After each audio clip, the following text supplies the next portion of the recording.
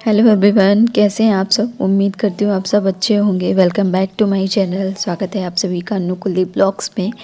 और मैं ब्लॉग लेकर आ गई हूँ दार्जिलिंग 3, मतलब दार्जिलिंग का पार्ट 3 लेके आ गई हूँ।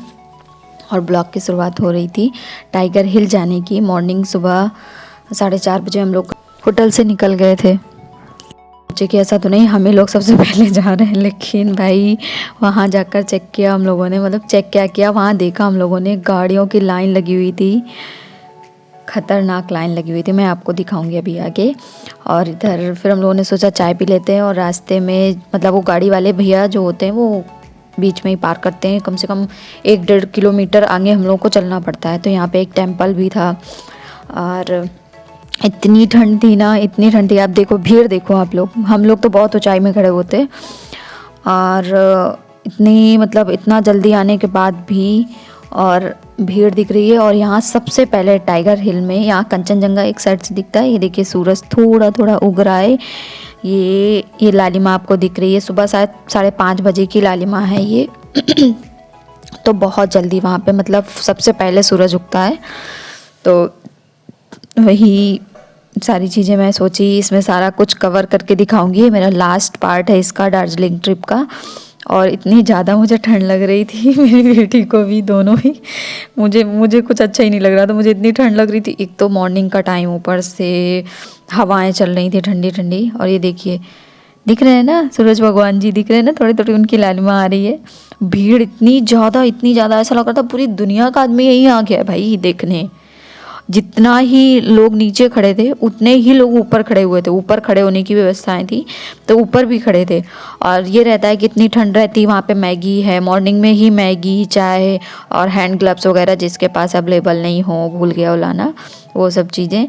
और मैंने वीडियो की क्वालिटी अच्छी से अच्छी लाने की कोशिश की है, कैप्चर किया है। और इधर देखिए मैं शायद थोड़ा दिख रहा था कंचनजंगा, मैंने यहाँ पे कैप्चर किया था। क्योंकि क्या था ना, बादल आ रहे थे बार बार, क्योंकि बारिश हल्की फुल्की हो रही थी तो बादल आ रहे थे इस वजह से। और फाइनली धूप निकल आई थी। इसके बाद हम लोग चलिए हम लोग नेक्स्ट प्लेस विज़िट करने के लिए और चलते हैं आगे। टेम्पल क्या मतलब बुद्ध जी का था टेम्पल, तो उधर ही हम लोग जा रहे थे।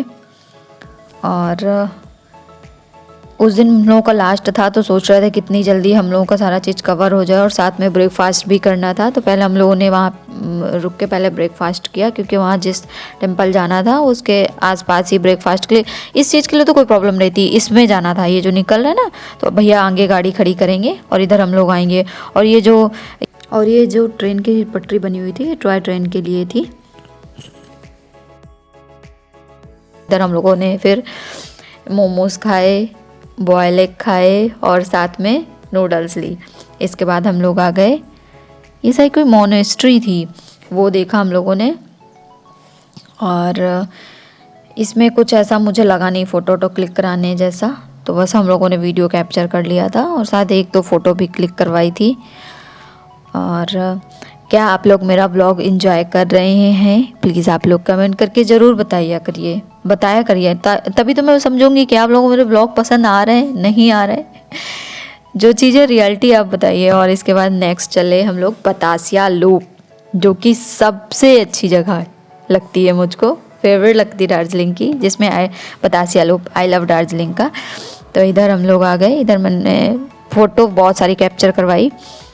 और इधर स्नो फॉलिंग वगैरह होती है आई थिंक जनवरी के समथिंग।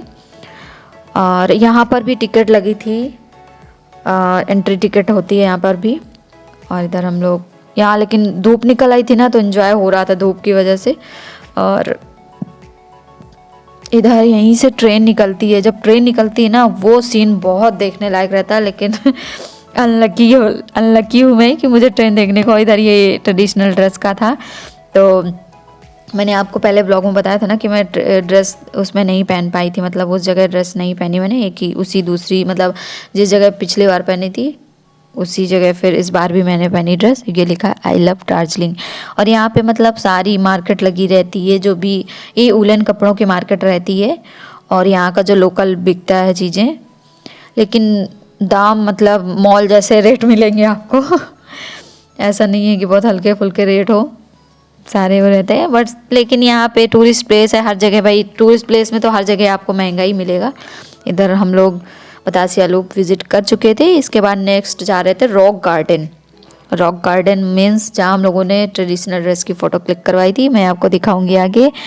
ये बहुत खतरनाक, मतलब बिल्कुल नीचे जाना होता है ना, तो नीचे जाते जाते जाते जाते इतना ज़्यादा, मतलब इतना ऊंचे नीचे हो जाता है ना।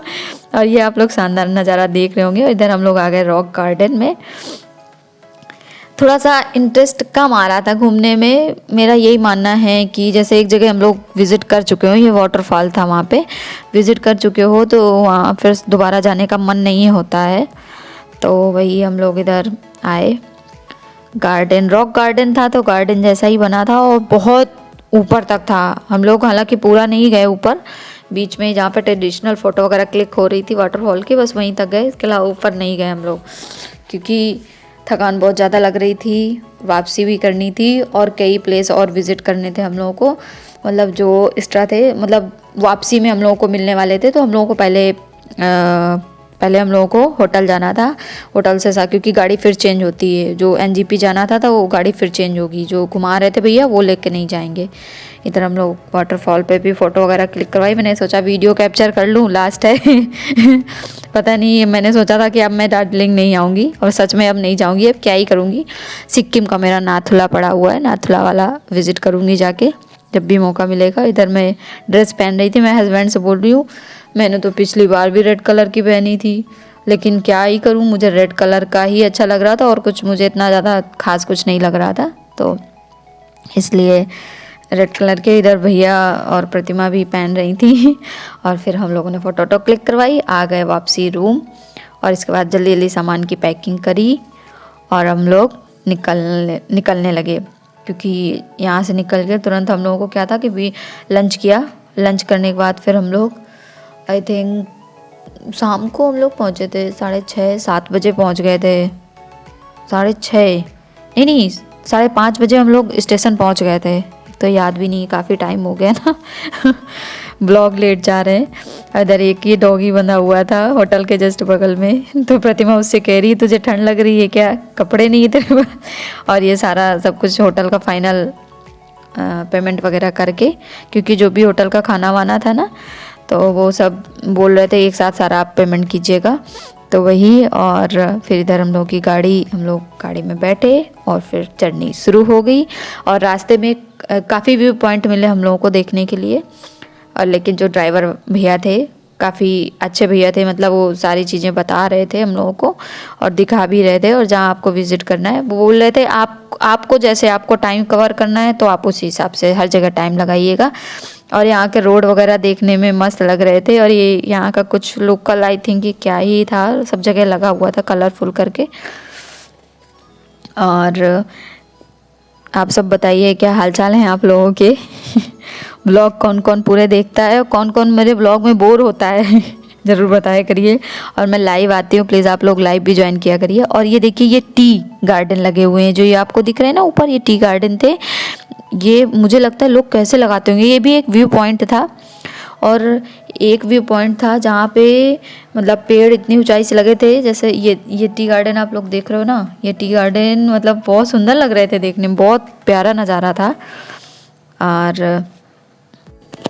और ये कलरफुल फ्लैग लगे हुए थे। ये शायद यहाँ पे मैंने अक्सर यहाँ देखा हुआ है। अब किस चीज़ के फ्लैग लगते हैं मैंने इसके बारे में थोड़ा एनालिसिस भी नहीं किया हुआ है, और मैं पूछूंगी अपने हस्बैंड से, क्योंकि उनको इन चीज़ों का ज़्यादा नॉलेज रहता है। धन्यवाद। इसके बाद हम लोग निकल चुके थे, क्योंकि वापसी करनी थी ना घर की भी, और थकान भी बहुत ज़्यादा हो गई थी, तो ऐसा लग रहा था कितनी जल्दी घर पहुँचे।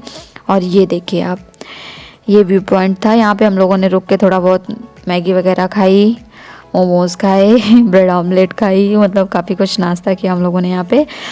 और यहाँ पे ये लोग बोले पहले कि चलो फ़ोटो क्लिक करवा लेते हैं, लेकिन मुझे ऐसा कुछ लगा नहीं कि फ़ोटो क्लिक करवाना चाहिए। लेकिन मुझे ऐसा लगता है कि शूटिंग वगैरह जैसे गानों की होती है ना पेड़ों के बीच में, मुझे ऐसे ही महसूस हो रहा था, क्योंकि ऐसे ही लगता है। बहुत ऊँचे ऊँचे लग रहे थे ये पेड़ देखने में, कैमरे में इस तरह से कैप्चर नहीं हो पाया। तो देखने में शानदार भी लग रहा था। लोग जा भी रहे थे अंदर फ़ोटो क्लिक करवाने, लेकिन हम लोगों के पास थोड़ा टाइम की कमी थी। और एक फिर ये एक आ गया व्यू पॉइंट, ये भी नज़ारा, मतलब जो भैया थे ना वो रोक रहे थे, क्योंकि ये जो लास्ट वाले व्यू पॉइंट देख रहे हैं हम लोग जो वापसी जाने के टाइम, और ये है नेपाल बॉर्डर। ठीक है, ये नेपाल बॉर्डर है। ये जो हम लोग लास्ट टाइम व्यू पॉइंट देख रहे हैं ना, इसके लिए हम लोगों ने एक्स्ट्रा 4,500 रुपये दिए हुए थे। और ये नेपाल बॉर्डर, मतलब हम लोग भूटान देख लिए और नेपाल बॉर्डर। नेपाल बॉर्डर में आपको अंदर जाना हो तो आप जा सकते हो, उसके लिए अलग से टैक्सी वगैरह बुक करनी होती है, गाड़ी वगैरह, लेकिन टाइम की बहुत कमी थी। और ये आ गया आई लव मिर्क। मिर्क में हम लोग को हमें तो, मुझे तो कुछ खास नहीं लगा भाई, क्योंकि 1 पाउंड बना हुआ था। लेक बोलते हैं उसको, लेकिन मुझे वो लेक कहीं से नहीं नज़र आ रही थी। बट इतनी भीड़ थी वहाँ पे, पता नहीं क्या ही क्यों भीड़ थी, मुझे नहीं पता। ऐसा कुछ मुझे वहाँ पे खास नज़र आया नहीं। ये आप लोग भी देख रहे होगे, बस एवरेज था, चीज़ें एवरेज थी। खाने पीने के मामले में ठीक था कि हाँ, खाना पीना सब कुछ वहाँ मिल रहा था सारी। और बच्चों के लिए वहाँ पार्क भी थे, बट वो मैं शायद कैप्चर नहीं कर पाई। और बादल भी छाए हुए थे, धुंध जैसे छा रही थी, क्योंकि मौसम उधर का बिगड़ रहा था। क्योंकि फर्स्ट डे तो बारिश ही हुई थी, जब हम लोग घूमने निकले थे, फर्स्ट डे था जिस दिन, उस दिन भी बारिश हुई थी। और ये व्यू आप देखिए बहुत शानदार लग रहा था भाई अच्छा लग रहा था बहुत ज़्यादा।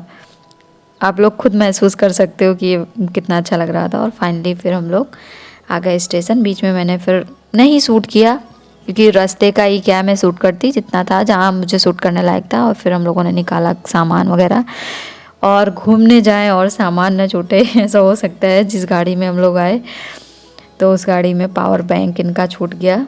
हालांकि वो भैया से बात हुई तो बोले कि आपका कोई एनजीपी से निकल रहा हो तो मैं दे दूँगा। और इधर हम लोग की ट्रेन आने वाली थी, तो पहले हम लोग ऊपर रुके हुए थे, फिर हमने अनाउंसमेंट हुआ तो फिर हम लोग नीचे आ गए। और कैसा लगा मेरा ब्लॉग, प्लीज़ आप लोग कमेंट करके ज़रूर बताइएगा। और ब्लॉग पसंद आए तो please like comment share subscribe ज़रूर करिएगा। और प्लीज़ आप सब अपना प्यार बनाए रखिए, और थोड़ी थोड़ी सी मुझे ये उम्मीद दीजिए कि हाँ आगे मेरी मेहनत कुछ रंग लाएगी। अगर मेरी मेहनत नहीं रंग लाई तो क्या फ़ायदा मुझे इतनी मेहनत करने का। मैं दिन रात इस यूट्यूब में मेहनत कर रही हूँ। और इधर नित्य और साथ में जो भैया थे उनका बेटा, दोनों एंजॉय कर रहे थे, खेल रहे थे, और हम लोग वेट कर रहे थे। And thank you so much.